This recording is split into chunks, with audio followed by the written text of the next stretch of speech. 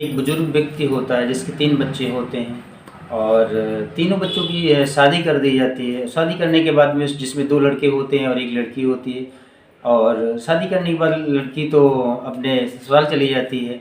लेकिन उसके जो 2 लड़के होते हैं उनकी शादी होने के बाद में वो उनके साथ में गाँव पे ही रहने लगता है।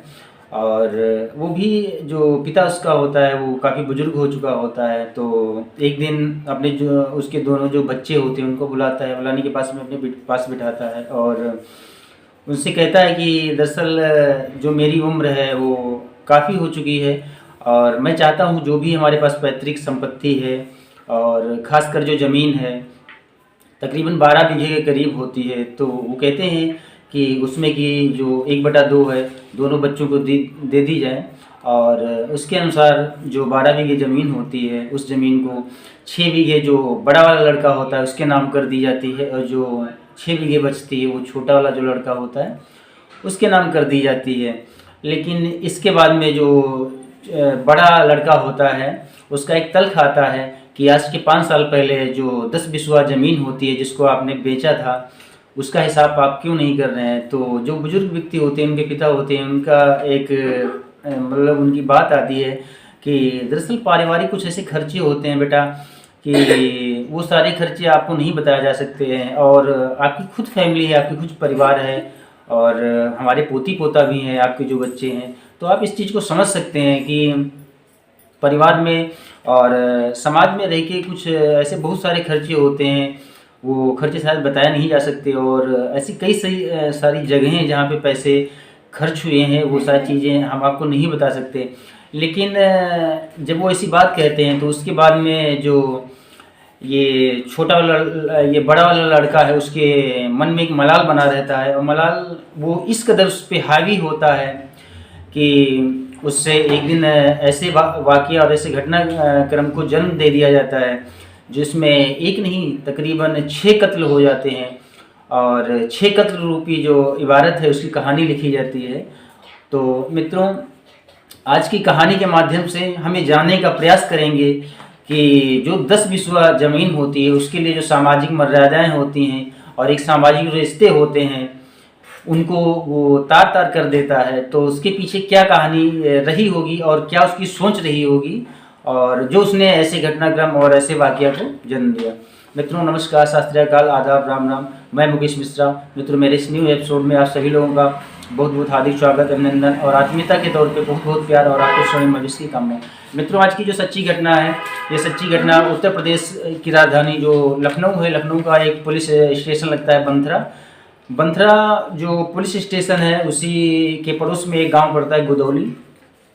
गुदौली का रहने वाला एक व्यक्ति होता है जिसका नाम अजय सिंह होता है और उसका एक नाबालिग बेटा होता है। वो ये वाक़या घटनाक्रम उन दिनों का है जब भारत में कोरोना जैसी महामारी चल रही होती है और लॉकडाउन के पीरियड का ये घटनाक्रम है और समय होता है 30 अप्रैल 2020 तकरीबन शाम के 5 बजे का वाक़या रहा होगा। ये अजय पाल जो है ये अपने एक इसका बच्चा होता है, लड़का होता है जो कि नाबालिग होता है। बच्चे के हाथ में एक गड़ासा होता है जो कि गांव की लोकलिटी की भाषा में जिसको बांका बोलते हैं और अजय पाल के हाथ में एक असलहा होता है। ये दोनों ऐसे हथियारों को लेकर के सीधे खेत पे पहुंचते हैं और इनके जो पिता होते हैं अमर सिंह वो खेतों पे काम कर रहे होते हैं। दरअसल ये जो बंथरा पुलिस स्टेशन लखनऊ का पड़ता है, इसका जो बॉर्डर है वो पड़ोस में एक ज़िला पड़ता है उन्नाव और उन्नाव ज़िला के बॉर्डर पे एक गांव पड़ता है जिसका नाम है विष्णुखेड़ा। तो विष्णुखेड़ा गांव और ये गुदौली गांव बिल्कुल दोनों ज़िलों के बॉर्डर पे ये दोनों गांव पड़ते हैं। तो वहाँ पे जब अमर सिंह अपने खेतों पे काम कर रहे होते हैं और अपने जो इनका बड़ा वाला लड़का होता है अजय पाल सिंह और इनका जो नाबालिग बेटा होता है वो दोनों आ रहे होते हैं इनकी तरफ। तो इनको कुछ शक होता है कि ये हमारा लड़का हमारी तरफ क्यों भागता चला आ रहा है। उसके हाथ में एक असलहा है और जो उसका पोता होता है उसके हाथ में एक बांका होता है। हालांकि वो इस वाक़ये को देख के कुछ समझ पाते। इसके पहले वो ये सोचते हैं कि यहाँ से भागना ज़्यादा बेहतर होगा हमारे लिए, और वो भागने लगते हैं। लेकिन महज़ उनकी उम्र 70 साल के करीब हो चुकी होती है और वो चाह कर भी भाग नहीं पाते हैं। और इतने में जो उनका बड़ा लड़का होता है जयपाल सिंह, वो आ जाता है और आने के पास में उनके पास आकर के सीधे उनकी गर्दन पे बाँके से वार करता है, जिससे एक ही वार में उनकी गर्दन जो होती कट के अलग गिर जाती है। और हालांकि उसके पहले वो बहुत आवाज़ करते, शोर शराबा करते हैं कि पड़ोस में काम करने वाले व्यक्ति जो हैं वो आकर शायद उनकी मदद कर सके, लेकिन कोई भी व्यक्ति उनकी मदद नहीं कर सका। इसके बाद में इस व्यक्ति के सर पे खून सवार हो जाता है और पड़ोस कुछ ही दूरी पे जो इनका छोटा लड़का अमर सिंह का होता है, और ये जो अपराधी होता है इसका जो सगा छोटा भाई होता है जिसका नाम अजय सिंह होता है, वो और उनकी जो पत्नी होती है जिनका नाम रूपा सिंह होता है, वो भी काम कर रही होती हैं। और सॉरी, जो इनका छोटा लड़का होता है अरुण सिंह, और अरुण सिंह की जो पत्नी होती हैं राम सखी, और 2 साल की एक बेटी होती है उनकी गोद में, और 9 साल का एक लड़का होता है जिसका नाम सौरभ होता है, वो भी काम कर रहे होते हैं। और जब ये अपने छोटे भाई की तरफ बढ़ता है तो जो छोटा भाई होता है अरुण, वो कुछ उसके मन में कुछ डाउट उत्पन्न होता है, कुछ शक हो जाता है, तो वो एक्टिव हो जाता है। लेकिन ये जो अजय पाल होता है ये अपने मन में सोच लेता है कि शायद हम इसके ऊपर बाँके से वार करेंगे तो ये हमसे छोटा है और इसके शरीर में भी हमसे ज़्यादा कहीं एक्टिविटी है, तो हो सकता है हम पे फिर से रिटर्न हो गए या पलटवार करके वार कर दे। तो बाँके से वार न करके वो सीधे उस पर फायर मारता है, और फायर सीधे उसकी खोपड़ी में लगती है जाके, और फायर लगते ही वो खेत में गिर जाता है। गिरते ही उसके जो प्राण होते हैं वो निकल जाते हैं। और जो उसकी पत्नी होती है राम सखी, वो अपनी 2 साल की बच्ची को लेके, और जो उसका लड़का होता है 9 साल का सौरभ, उसको भी लेके शायद खेत से भागने लगती है, और जो से चिल्लाती है कि पड़ोस के काम करने वाले जो भी किसान लोग हैं वो शायद उसकी मदद करें। लेकिन ऐसे घटनाक्रम को देख के कोई भी पड़ोस का काम करने वाला किसान उसकी मदद के लिए नहीं जाता है। और फिर ये जो अजय पाल होता है उसके सर पे बाँके से वार कर देता है, जो उसके छोटे भाई की पत्नी होती है राम सखी, और उसका भी सर काट लेता है। लेकिन सर काटने के बाद में उसकी आत्मा को फिर भी सांत्वना नहीं मिलती है। उसके बाद में जो उसकी भतीजी होती है 2 साल की, उसका भी सर काट लेता है, और जो उसका भतीजा सौरभ होता है 9 साल का, उसको भी गोली मार देता है। और गोली मारने के बाद में सीधे ये वहाँ से रिटर्न होके जो इसका लड़का होता है नाबालिग, उसके साथ में ये दोनों जो पुलिस स्टेशन होता है बंथरा, वहाँ पे आत्मसमर्पण कर देते हैं। और आत्मसमर्पण करने के बाद में पुलिस इनको अरेस्ट कर लेती है। अरेस्ट करने के बाद में पुलिस की जो टीम होती है वो गाँव रुदौली पहुँचती है। रुदौली पहुँचने के बाद में जब वहाँ के जो ग्राम प्रधान होते हैं उनसे जानकारी पुलिस की टीम लेती है, तो हकीकत में ये प्रधान बताते हैं कि रियलिटी तौर पे इसने 6 कत्ल किए हैं, और इसके पीछे की असली वजह क्या है शायद ये मैं नहीं बता सकता। लेकिन इसके बाद में जो पुलिस की टीम होती है वो वापस हो जाती है, और वापस पहुंचने के बाद में जब इस अजय सिंह से पूछताछ करती है, तो पूछताछ करने के बाद में वाकया कुछ इस प्रकार से निकल के सामने आता है। दरअसल वो अजय सिंह बताता है कि 22 साल पहले की ये बात है कि वो पिता से अलग हो जाते हैं, और अलग होने के बाद में जो 12 बीघे ज़मीन होती है, वो 12 बीघे ज़मीन तो 6-6 बीघे दोनों भाइयों को दे दी जाती है। लेकिन तकरीबन 22 साल पहले 10 बिस्वा ऐसी ज़मीन होती है जिसको पिताजी ने हमारे बेचा था, और उस बेचे हुए पैसों के बारे में कोई भी निर्णय उन्होंने नहीं लिया, ना ही उस बेचे हुए खेत की हमको कोई रकम दी। तो इसलिए हमने ऐसा कदम उठाया। और हद तो तब हो जाती है जब ये अपने पिता और अपने भाई और भाई की पत्नी, भाई का लड़का और भाई की जो बेटी होती है उनका कत्ल करने के बाद में पहले सीधे वापस होकर घर आता है। और घर पे जो इसकी माँ होती है जिसकी उम्र तकरीबन 68 साल के करीब होती है, जिनका नाम राम दुलारी होता है, और वो मकान की जो दहलीज होती है, चौखट जिसको गांव में बोला जाता है, उस पर बैठे अपना इंतज़ार कर रही होती है कब उनके पति खेत से आएंगे, कब उनका जो छोटा बेटा है अरुण वो आएगा, उनकी बहू आएगी, उनके पोती पोता आएंगे, उसकी आस में वो बैठी होती हैं। लेकिन ये जो अजय पाल होता है खेत से इतने सारे कत्ल करने के बाद में सीधे घर पहुँचता है, और उस भूखी प्यासी माँ के ऊपर उसकी भी गर्दन पे वार कर देता है, उनका भी सर काट लेता है। और सर काटने के बाद में तब ये सीधे जो मंत्रा पुलिस स्टेशन होती है वहाँ पे पहुँचता है। और पहुँचने के बाद में पुलिस जब तहकीकात करती है, इससे पूछताछ करती है, तो पूछताछ करने के बाद में कुछ ऐसा घटनाक्रम और ऐसा वाक़या सामने निकल के आता है।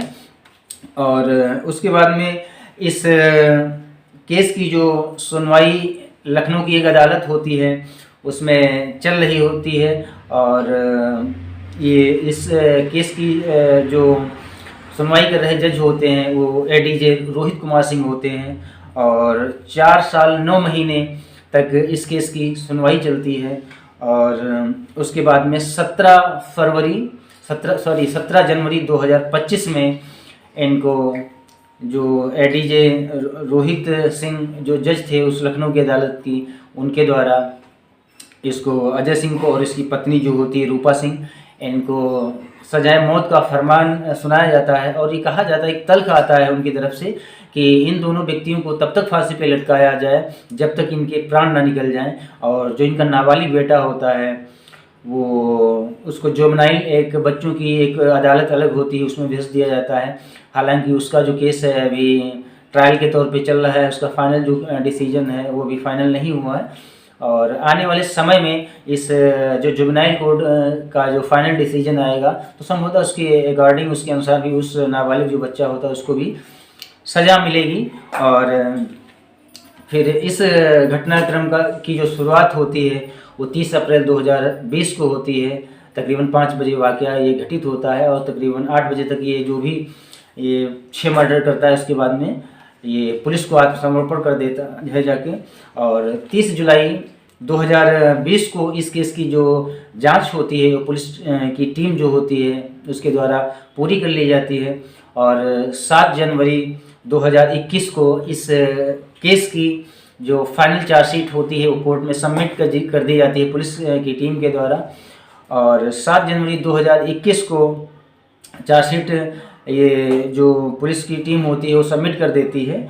और 18 जनवरी 2023 को आरोप तय हो जाते हैं इन दोनों व्यक्तियों पे। और मित्रों एक चीज़ बताना चाहूँगा, जब कोर्ट में इस केस की सुनवाई होती है तो उसमें जो कोर्ट के एडीजे कोर्ट के जो जज होते हैं रोहित सिंह, उनका एक तल्ख आता है कि इस घटनाक्रम और इस वाक़ये के पीछे ये अजयपाल ने जो कत्ल किए हैं उसमें पूर्ण रूप से जो भूमिका होती है इनकी जो पत्नी रूपा सिंह होती है उसकी भी भूमिका होती है। और उसने बार बार उस चीज़ को उकेरती थी और उस चीज़ का प्रतिशोध लेने के लिए उस व्यक्ति को बाध्य करती थी कि वो जो 10-20 जो ज़मीन बिकी थी उसका जो भी हिस्सा है हमको नहीं मिला है। और इस चीज़ के लिए वो बार बार अपने पति जो अजयपाल होते हैं उनको बार बार उकसाया करती थी। तो ऐसा जो एडीजे जो जज महोदय होते हैं रोहित सिंह का तल्ख आता है उनके अनुसार तभी इनकी पत्नी को भी सजाए मौत का फरमान सुनाया जाता है। और 18 जनवरी 2023 को आरोप इन दोनों लोगों पे जो होते हैं वो तय हो जाते हैं। और 1 अगस्त 2023 को गवाही होती है इसी केस की कोर्ट जो लखनऊ की अदालत होती है उसमें गवाही होती है। और 10 दिसंबर 2024 को साक्ष्य और गवाहों की एक बार पुनः से सुनवाई होती है। और सुनवाई होने के बाद में ये 17 जनवरी और 2025 को इन दोनों पति पत्नी अजय सिंह और ये जो रूपा सिंह होती है इनको सजाए मौत का फरमान सुनाया जाता है। और कोर्ट का एक तल्ख आता है कि हाई कोर्ट की अनुमति के बाद में ही जो इनकी सज़ा है वो हाई कोर्ट भी इसको सज़ा को अमल करे। और अमल करने के बाद में ही ये सज़ा जो इनकी जारी हुई उसके तकरीबन 30 दिन के अंदर ये अपील कर सकते हैं। और 30 दिन के बाद में इनकी जो भी अपील होगी वो कोर्ट द्वारा एक्सेप्टेड नहीं की जाएगी। ऐसा जो एडीजे जो रोहित सिंह होते हैं उनका तल्ख आता है। और ये भी तल्ख आता है कि इन व्यक्तियों को तब तक फांसी पे लटकाया जाए जब तक इनकी सांस निकल न जाए। और मित्रों इस केस की जो पैरवी कर रही होती है और एक मुद्दई के तौर पे जो काम कर रही होती है वो महिला कोई और नहीं, इन दोनों सगे भाइयों की बहन होती है जिसका नाम दुर्गावती उर्फ गुड्डी होता है। और पास का जो ज़िला उन्नाव पड़ता है, वहाँ का एक टाउन है हसनगंज, वहाँ पे वो ब्याही हैं और उनके जो पति होते हैं वो राजू सिंह होते हैं। और जब उनको ऐसी घटनाक्रम और इस वाक़ये की बारे में पता चलता है तो वो अपने ससुराल से आती हैं और उसके बाद में अपनी माँ, अपने पिता, अपने भाई, अपनी भाभी, अपने दोनों भतीजी और भतीजे का ये दाह संस्कार करती हैं। और दाह संस्कार करने के बाद में उसी दिन कसम खाती हैं कि जब तक इस अपने अपराधी जो हमारा भाई है इसको सलाखों के पीछे नहीं भिजवा देंगे तब तक चैन से नहीं बैठेंगे। और ये तकरीबन 4 साल 9 महीने तक अपनी गरीबी से लड़ते हुए और इन्होंने अपने इस जो केस है उसकी पैरवी की और पैरवी करने के बाद में अंततः वो सफल हुई।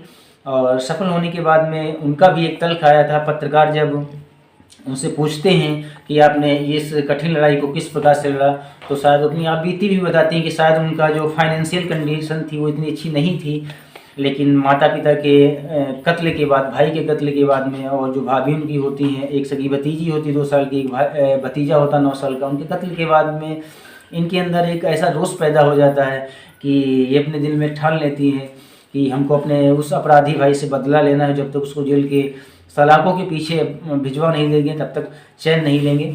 और उसके बाद में जब वो ये जो इनका एक अपराधी इनका भतीजा होता है जो कि नाबालिग होता है उस समय, और उस पर ही जुवेनाइल कोर्ट जो होती है उसमें केस चल रहा है जिसका फाइनल अभी डिसीजन नहीं आया है। वो संभवतः कुछ ही दिन में फाइनल डिसीजन उसका आएगा, ऐसा उनके द्वारा बताया गया था। तो मित्रों, धन दौलत अपनी जगह पे होती है और कुछ सामाजिक, कुछ खून के रिश्ते ऐसे होते हैं, वो शायद इस मिथ्या रूपी जो ये धन दौलत होती है इसके पीछे कहीं भी उनको तार नहीं करना चाहिए था उस व्यक्ति को। और शायद उसने ऐसा अनैतिक कर्म किया और इतना जघन्य अपराध किया, उसकी शायद वो उसके लिए प्रायश्चित भी कर रहा है। और मित्रों, इस घटनाक्रम और उस वाक़या को आप सभी लोगों को सुनाने का मेरा इरादा कतई नहीं है कि आप दुखी हों, आपको कष्ट हो, आपको पीड़ा हो। इस घटनाक्रम और इस वाक़या को आप सभी लोगों को सुनाने का मेरा मकसद ये है कि आप लोग सजग रहें, जागरूक रहें और परिपक्व बने, मैच्योर बने। और मित्रों, आशा करते हैं कि आप लोग स्वस्थ होंगे, मस्त होंगे। अपना ख्याल रखिए। और मित्रों, इस एपिसोड में इतना ही। मिलते हैं नेक्स्ट एपिसोड में, इससे ज़्यादा कहीं यूनिक बताने का प्रयास करेंगे। तब तक के लिए आप सभी लोगों को बहुत बहुत हार्दिक शुभकामनाएं, ढेर सारा प्यार, आपकी सुंदर भविष्य की कामना मित्रों। जय हिंद, जय भारत।